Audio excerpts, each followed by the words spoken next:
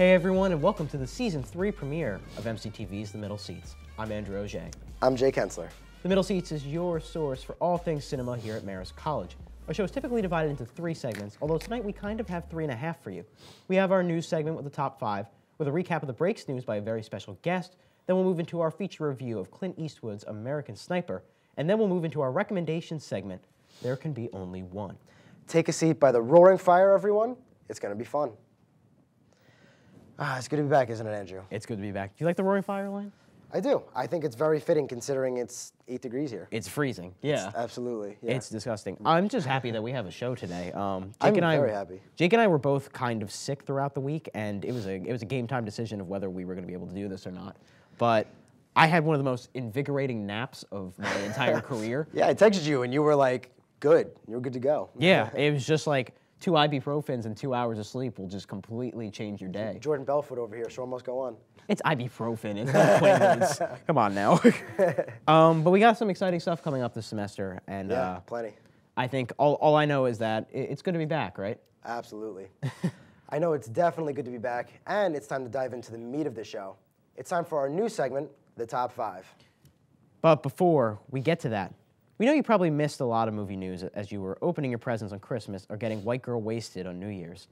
But have no fear. We're here to fill you in on what you missed. Resident MCTV member Amanda Splendorio was kind enough to get us up to speed. Here is what you missed over break. Take it away, Amanda. When we last left you on break, we were so naive. That was back in the distant year of 2014, where liking Iggy Azalea and calling people bae was still cool. Let's be honest. We've evolved as a species since then, so let's do a time warp and climb into our delirium. Great Scott! This is What You Missed Over Break. Chris Pratt and Channing Tatum were linked in regards to a Ghostbusters spinoff, but it looks like Melissa McCarthy is going to be there instead. Talk about your change of plans. Star Trek 3 ran into some problems when they realized their director almost ruined the last one, so they decided to get the guy who brought back the Fast and Furious franchise instead.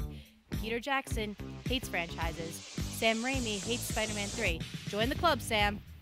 And The Phantom Menace almost made Natalie Portman the next Taylor Kitsch. Sherlock's playing Doctor Strange. Marky Mark's coming back for Transformers 5. Boo! You suck! And Ouija's getting a sequel. I feel like I'm taking crazy pills! The Hobbit ended our Middle-earth journey. We stopped having nights at the museum, and Liam Neeson ran out of kidnapped family members. We almost didn't get to see The Interview, or even Team America. But Obama and Sony beat the North Koreans, and now you can watch it on Netflix. America! Fuck yeah! Nobody wanted to see Chris Hemsworth in Black Hat or Johnny Depp in Mordecai, and nobody seems to know what to do with Spider-Man, as he seems to be heading back to Marvel.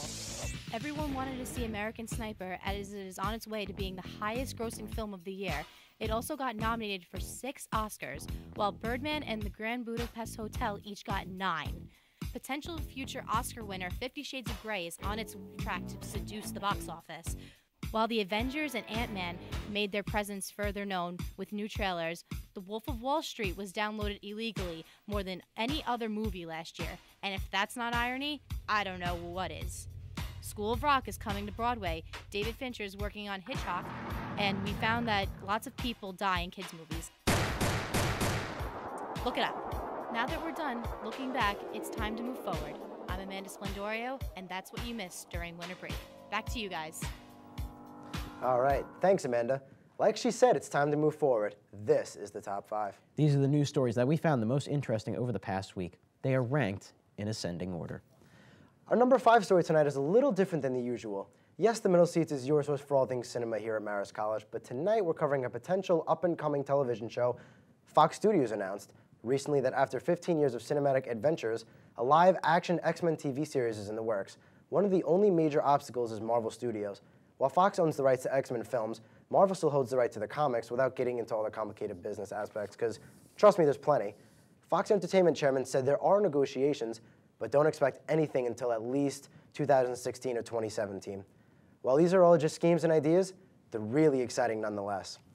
So I know typically we try to stay, as film steady as possible, but this was definitely a necessary news story. Agreed. Yeah, I absolutely agree, because honestly, it surprised me that it's taken this long for the X-Men series to make it to television, Yeah, especially since so much material. And now I understand why, because of the different legality problems.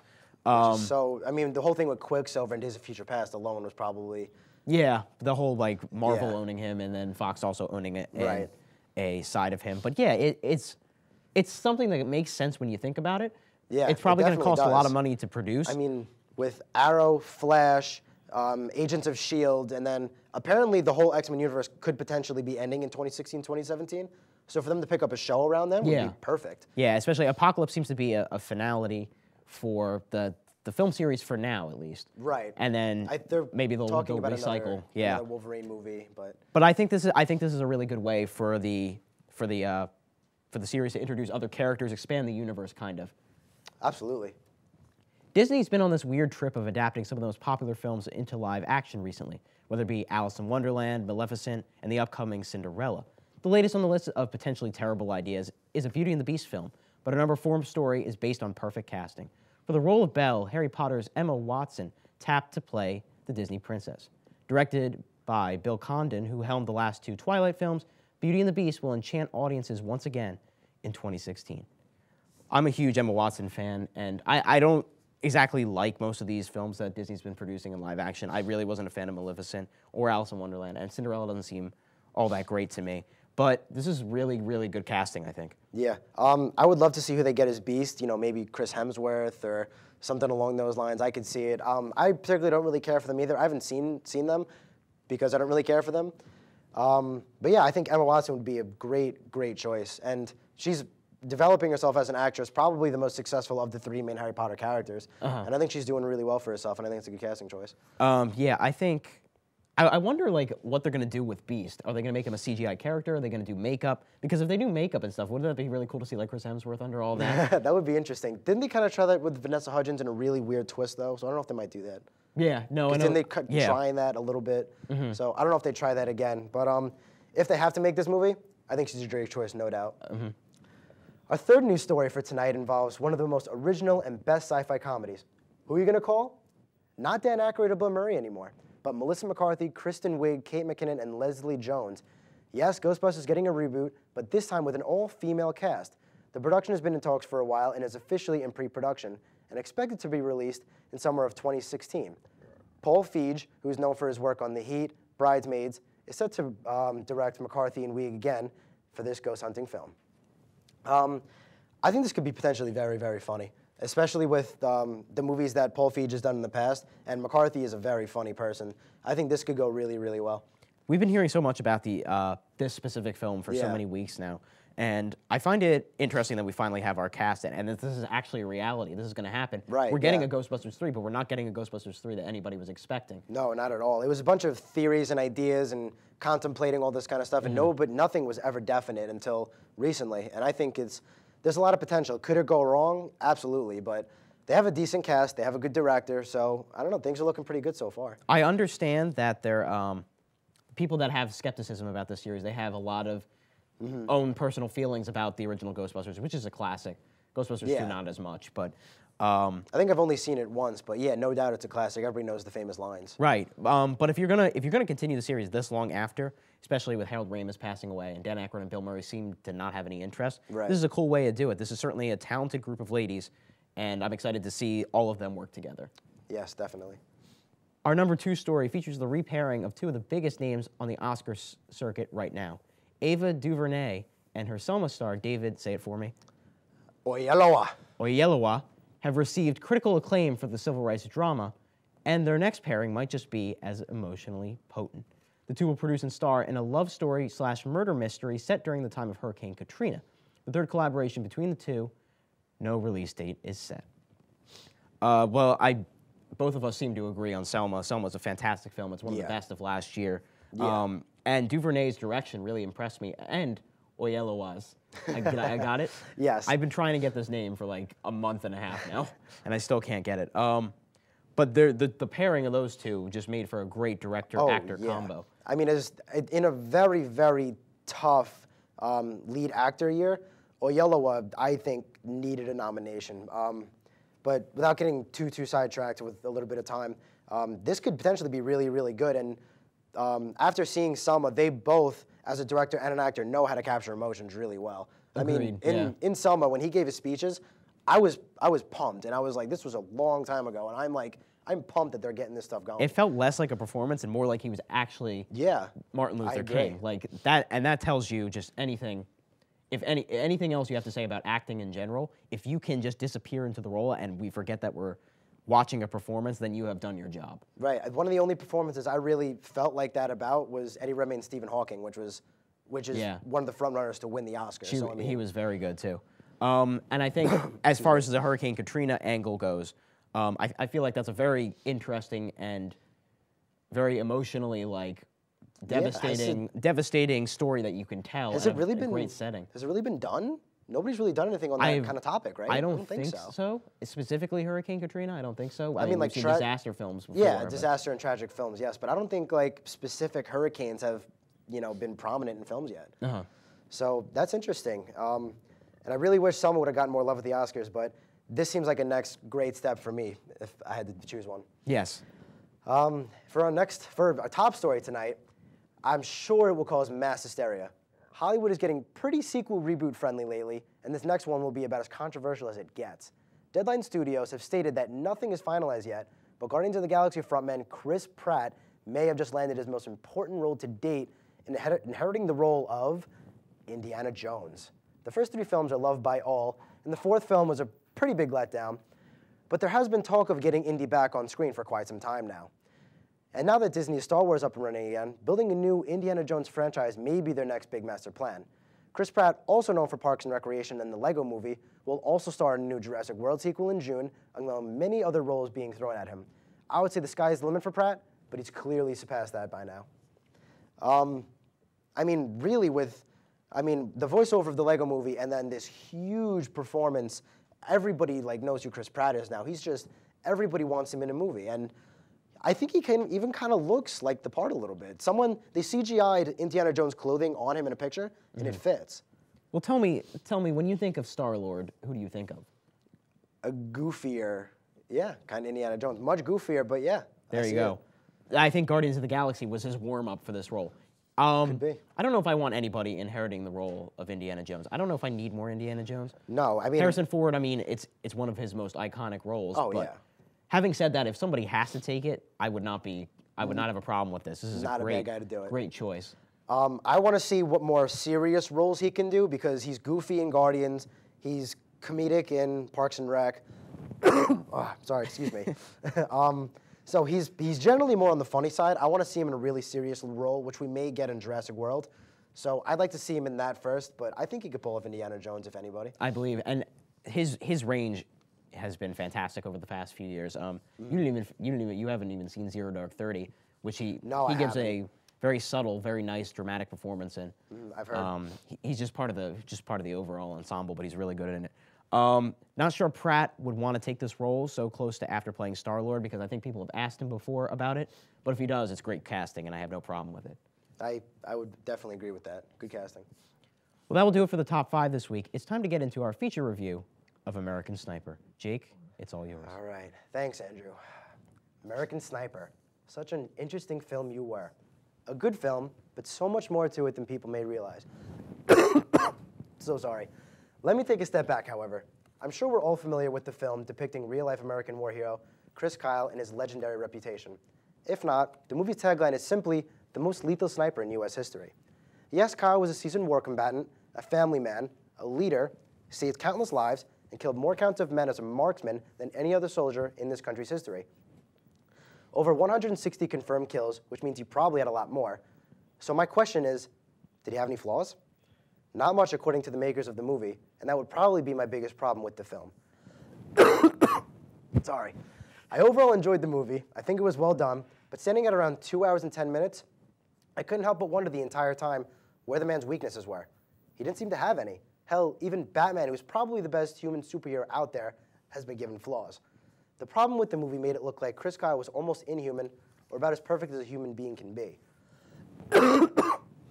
Sorry, been sick.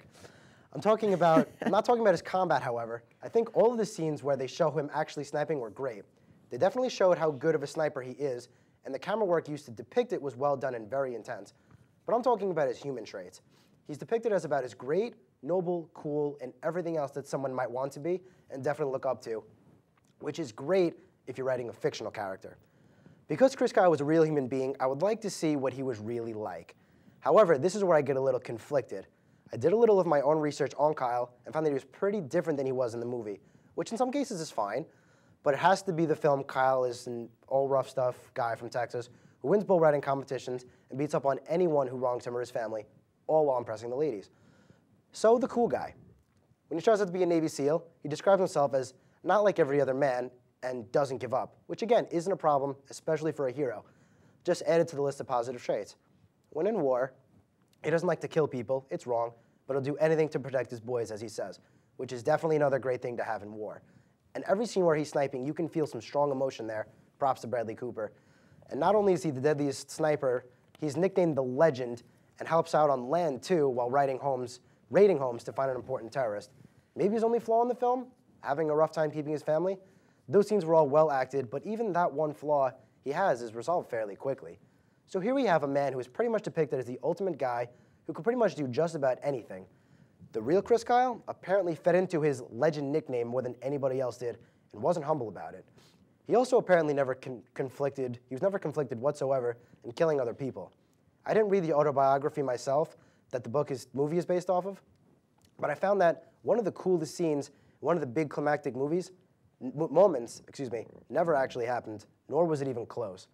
The film starts giving Chris Kyle almost an arch nemesis, Olympian sniper, terrorist enemy, who Chris Kyle's book merely mentions his name, and that's about it. They never even cross paths, apparently. Not to mention they give him the perfect patriotic ending, maybe ever. So to sum all that up, the movie was a lot of fun to watch, but Chris Kyle was not the perfect human being as depicted. But to flip this over, I completely understand why they wrote it this way. This is where I get conflicted because I would much rather see and know the real Chris Kyle, but the filmmakers want to leave about as great a legacy as possible for such a hero. Excuse me, sorry. I'm not critiquing the person here. I'm critiquing the film. Chris Kyle did die relatively recently, so his story is still very relevant and needed to be told. He deserves all the recognition for his achievements and honors. I would have just liked to see more of a real person. Instead, it almost felt like they were advertising him, like a car dealer would advertise a car. Obviously, they want you to leave a good impression and get you to like and buy the car, kind of like they did in the movie. And for someone who has died, they don't want to leave a bad impression. Someone who did so much for our country and soldiers and everything else, so I understand why they went with this and why they did it. So there is so much to say about the film and so much to talk about. Let me segue to the positives. Yes, I have one major issue with the film, but I have a lot of positives as well. Bradley Cooper is great. Could be his best performance, if not second to Silver Linings Playbook, where he's also great. This film would not have been the same without him, and I honestly believe that. For the characters that was written for him, he captures the emotions really, really well and nails the appearance too. Beard and massive amount of muscle gained all worked in his favor. Between this and Rocket Raccoon and Guardians of the Galaxy, this is a huge year for him, and he's showing his diversity. Sienna Miller plays his wife Taya, who I think got very overlooked. She brings forth plenty of great emotions along with him. War movies,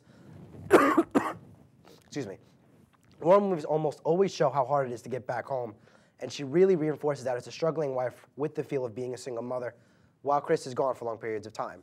I think for the approach they took, Clint Eastwood did a great job in directing.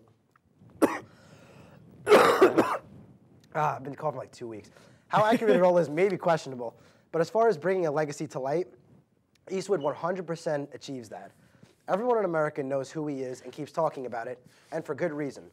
Another thing to bring up is how personal it feels with the story. War films often excel in depicting war, but fail to grip us with a lack of story. American Sniper successfully handles both. There is great war and sniper depiction along with story. Obviously the main Chris Kyle story, but makes it personal with Iraqi people as well. The audience was captured the whole time and for good reason. Without spoiling too much, I'm going to leave it with this. American Sniper is a good movie, one I think everyone will get something from if they go see it. Chris Kyle deserves all the recognition, and I'm glad the movie successfully brings it to light. I just would have liked to be able to connect to him more as an American person, rather an unstoppable war hero. That being said, it fits audiences. Whatever Chris Kyle may have actually been like, America will remember him as our country's hero in a great and honorable way. Good review, Wow. Jake. You know what my favorite part of the review was? When you coughed. That was my favorite part. Mucinex is love wearing that off, part. man. I'm convinced. But seriously, though, good review. Thank you. My criticism, I want to start with this. Go ahead. Any criticisms I have about this film are not about Chris Kyle as a person, and anybody that is using this film for their own political agenda, I think is just silly. That takes away from the film as a whole, and I don't like seeing all these think pieces online about how, oh, this is anti-American or anti-Republican. You know what I like? It's People who ridiculous. were It's- like, oh, if he's considered a hero for killing people, we've lost our meaning of hero. And I'm like, all right, let's calm down. It's a film. I mean, Right. films can generate talking points, but they cannot be the part of an agenda. Otherwise, they're Right. just propaganda. You see what I'm Right. saying? Yes. All right, but to get into my actual criticism about the film, I didn't care for it as much as you did, and I feel like I've been like the only one on this like stranded island the I know last a few weeks. good amount of people who were like, oh my God, I have to see this movie. And some people who did were like, could be top 10 all time. And I'm like, okay, no. It's good. I did enjoy it. It's not top 10 all time. Not even top 10 of the year for me. It is well directed. It's well acted. Cooper is one of his best performances Yes. easily. The amount of physical transformation he goes through. Sienna Miller is very good as his wife. Yeah, too. I think she gets very overlooked for the Oscar season. She wasn't even looked at for a lot of people. But her parts, not her specifically, her parts are the root of some of my biggest problems with the film. And that's who is Chris Kyle? What makes him different than everyone else? You know what I mean? His big hook, from what we're getting, he's got the most confirmed kills in U.S. military history. Right. And he was a marksman sniper. Right. Other than that, the film takes away all of his complications and makes it kind of a really like weirdly uplifting, like weirdly pro-celebrating this man, which is fine. Right. Because of certain circumstances. That's completely fine. But I would have liked to have seen him portrayed in a more flawed way, as you said. Yeah, as you and I kept think that was- mentioning throughout the review. Yeah, I think that was my biggest problem. Throughout the movie, before we had spoken about the movie, I kept thinking like, this dude is way too perfect. Like I said, even Batman, who's a fictional superhero character, is flawed and does wrong things. It isn't perfect. And Chris Kyle felt like bigger than that. And I was like, all right, you need a little bit of human in you. Anything for a Batman comparison. I love it. But yeah, and also my other problem, American Sniper overall as a film, is that it's almost like every other war film that I've ever seen. It's got a lot of the same scenes. It has barely a supporting cast. Like, name Yeah. for me three or four of the characters' names that When I was writing Chris the Kyle hangs out with. When I was writing the review, I was actually thinking, like, I was trying to talk about the cast and how good some of the acting was, and I was like, there's kind of like two people and maybe some others. But the scenes back home in America with Sienna Miller are some of the most cliched scenes in the whole film, I think. Yeah, I could because see we've that. seen these in so many other war films before. I can think of at least The Hurt Locker off the top of my head. There's a couple of scenes like that in there. yeah, But my biggest problem, to just boil it down, is it's an unremarkable. I don't think it's very memorable to me, other than Cooper's performance. I think it's just an average war film, which is fine, but it is not this hyped up thing that we have been seeing for the last few weeks. for the first time ever, I disagree a little bit. For the first time ever. Right? That doesn't happen often. Okay. I will definitely remember this film because I was Choked up by, apparently. not quite, but I will remember it. If not for the acting, I felt the intensity throughout the movie, and I don't know about moved, but I was like, wow, that was pretty. It was pretty powerful in some points, and I know what you mean by cliche, but there were some points where I was like, that was really rough. Like some of the phone calls they have, without getting too specific, I thought that was like, wow, that's rough. There are probably 4 or 5 scenes that I find are pretty special. However, I don't think they work together as a cohesive whole as well as I would have liked them to. I think they work really well as individual scenes, but you put it all together and it doesn't elevate the film like I wanted it to. And I was disappointed by that. I was looking forward to this film because the trailer was fantastic and everybody's been coming out of it loving it, and it's on its way to becoming the highest grossing film of the year. But it just didn't connect with me in a way that I wanted it to. In a way that a movie like Lone Survivor last year, which really worked for me because it had a lot of personality and a lot of character and it had really intense action scenes, which Eastwood is, I think, a little bit hit and miss on the action scenes here. I think some of them are really good and then some of them are, I don't know, a little shaky. There's one towards the end where I couldn't even tell what was going on. Yeah, I think you know what I'm talking about. Absolutely. But I think it's time that we should give our ratings here. Yeah. So and then we'll start them Some off. good banter. So what do you give American Sniper? I think I settled with a 7.5 out of 10. I enjoyed it.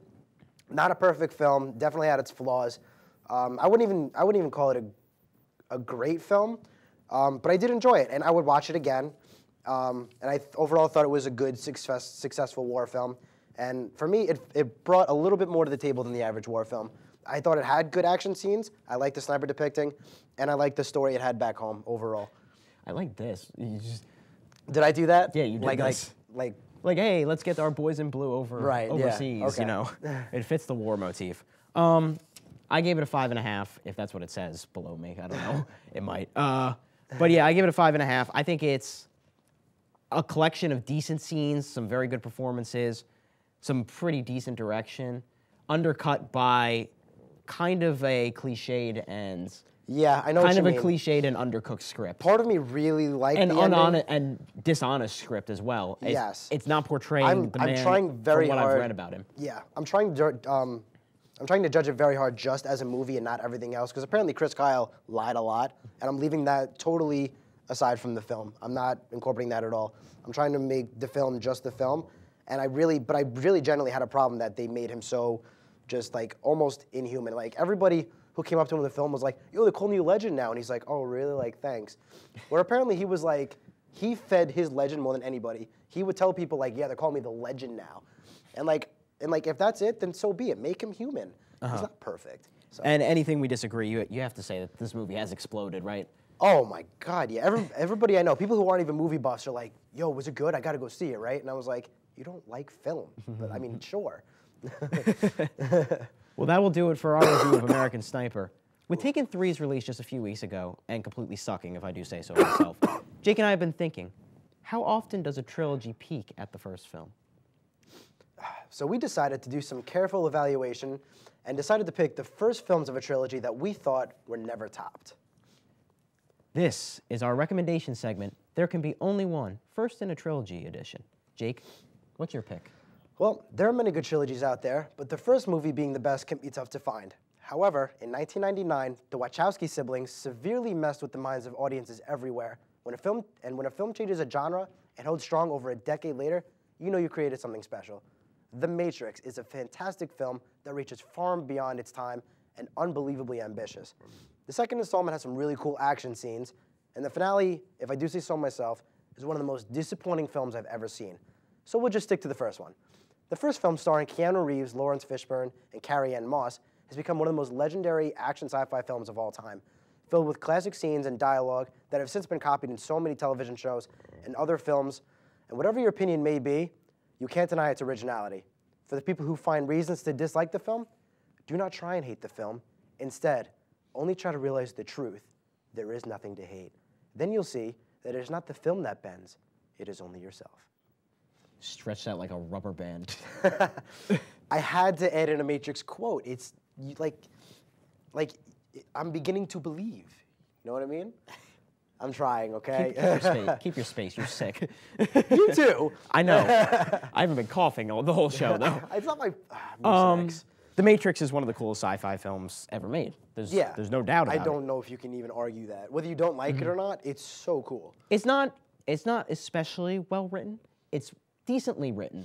But what the Wachowskis do behind the camera and the personality that, I can't believe I'm putting personality and Keanu Reeves in the same sentence, but the personality he gives to Neo is so strong and so so important to the rest of the film's success. I was just gonna say his blank face, emotionless way fits perfectly as Neo. Same thing that goes for Lawrence Fishburne, Carrie-Anne Moss, Hugo Weaving, which you didn't mention. He's one of the fantastic villains as Agent Smith. So good. And the bullet time segments are some of the most iconic action scenes in films. Yeah. There's a lot of Western elements in in the Matrix that you wouldn't catch watching through the first time. No, yeah. You gotta like there are different like there are different standoffs and stuff, and there's the different like cliches and stuff and tropes of the genre, and it's really interesting to go back and watch it a couple of times because you get more and more. It's not like I don't know. Like I wanna make it clear that I don't think it's an amazingly written film,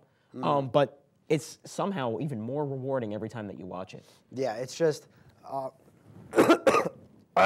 they came up with a fantastic idea that blew people's minds. So in that, I think the writing was great. Other than that, with such a complex idea, other than that, it does kind of get not simple, but I don't know what I'm trying to say. I do. Those are the best points. I do. I know what I'm trying to say. I can't get it out other than without coughing. I know what this episode title is going to be. Great. Second, Can imagine. Personally, I think the second one has some good action sequences, but it's pretty forgettable. And the third one is so bad it almost retroactively makes me dislike the other ones. That's more. one of the reasons The Matrix has tough breaking into the greatest trilogies of all time. Because I think it is, but it would be like number 10 out of a top 10 or number 9 out of a top 10. Yeah, it would be on the lower end. Yeah, the concept is so phenomenal and it's so well known by even if you don't like movies whatsoever, you've heard of The Matrix. Everybody has. All right. And so yeah, that being said, We could talk about The Matrix for hours, yes, but we it's can. my turn. So yes, go ahead. Back to the Future turns 30 years old this year, which is almost unfathomable for me to think about. Robert Zemeckis' sci-fi comedy set the groundwork for the sci-fi comedy genre as we know it, aided by two iconic performances by Michael J. Fox and Christopher Lloyd, and bolstered by a number of iconic scenes. BTTF was so ahead of its time, it's almost embarrassing. The sequels are certainly not half bad either, and some of my crew members helped me remember that 2015 was the year that Back to the Future 2 took place. They have their place in the cinematic lexicon. Nothing touches watching the original. Listening to that timeless Alan Silvestri score swell, realizing how much we have to thank Zemeckis for. I mean, I feel like there's not a lot to say about Back to the Future that hasn't already been said. I mean, Yeah, everybody, it's been covered so many times, like The Matrix, which I dragged out too far. But yeah, I've only personally seen each film once, so I got to catch up on those. But they're classics, instant classics. Yeah, and I think the first one is untouched, and I think Michael J. Fox and Christopher Lloyd are the two biggest parts of that. Their roles in it and stuff that they've survived the test of time, and Zemeckis' direction, it's a goofy film, but it's a fun, smart, goofy film at the same time. It's got its cheesy moments, but they're cheesy in the way the movies in the 80s were perfectly cheesy. Oh yeah, McFly, like Yeah, Ghostbusters, I would say Ghostbusters has the same thing. Ferris Bueller has the same thing. Ferris Bueller, Those are definitely. just all symptoms of 80s films. Yeah. And that makes Back to the Future one of the landmarks. All-time greats, though, yeah. Out of the 80s films, yeah. I would definitely support that argument, even having only seen it once. I went to this time period. My dad had me sit down and just watch so many movies, and that was in there, and I was like, that was really, really cool. So yeah. You could say there's very little bad to say about the film, right? Very, very, very little bad to say about this film. We hope you find very little bad to say about our season 3 premiere at MCTV's The Middle Seats. If you have a question for the show or you want to be on the show, the email address is below. Also, like us on Facebook. That'll do it for us. I'm Dying Jay Kensler. And I'm dying, hoping we get canceled, Andrew Roger. Keep that seat warm, everybody. We'll be back before you can say, kill confirmed. American Sniper reference. Wow, and it fit perfectly too. We're both gonna die. We're both on our way out. Put him in a coffin.